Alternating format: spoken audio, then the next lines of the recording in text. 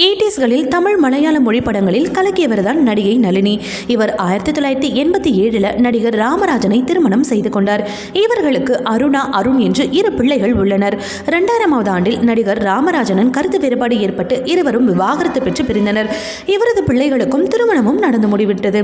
இந்த நிலையில் தற்பொழுது புடவை கட்டும் ஆசையை குறித்து தனது கருத்துக்களை பகிர்ந்துள்ளார் நளினி. எனக்கு தினமும் புது புடவை கட்டியே ஆகணும். 365 நாளும் புதுசா கட்டணும். எனக்கு நகை மேலாம் ஆசையே கிடையாது. ஆனால் தினமும் எனக்கு ஒரு புடவை இருக்கணும். என் பிள்ளைகளை இன்னைக்கு கட்டுறதுக்கு புடவை இருக்கா இல்லையா, இல்லை நாங்கள் அனுப்பிவிடட்டுமான்னு கேட்பாங்க. எங்கே ஷூட்டிங் போனாலும் அங்கே புடவை வாங்கிடுவேன். அதுக்குன்னே தனியாக ஒரு வீடு வச்சிருக்கேன். எல்லாத்தையும் மொத்தமாக குவித்து வைத்திருக்கிறேன். ஒரு தடவை கட்டினால் அந்த புடவையை மறுபடியும் கட்டவே மாட்டேன். இதை பல வருஷமாக நான் ஃபாலோ பண்ணுறேன் என்கிறார் நடிகை நளினி. இவர் நடிகை மட்டுமல்ல, சிறந்த நகைச்சுவை நடிகை, தயாரிப்பாளரும் கூட. ராணுவ வீரன், ஓம் சக்தி, உயிருள்ளவரை உஷா, சரணாலயம், மனைவி சொல்லே மந்திரம் ஆகிய படங்களில் நடித்துள்ளார். தற்பொழுது டிவி சீரியல்களிலும் நடித்து வருகிறார். மல்லி, நினைத்தேன் வந்தாய் ஆகியவற்றில் நடித்து வருகிறார் என்பது குறிப்பிடத்தக்க விஷயமாக உள்ளது.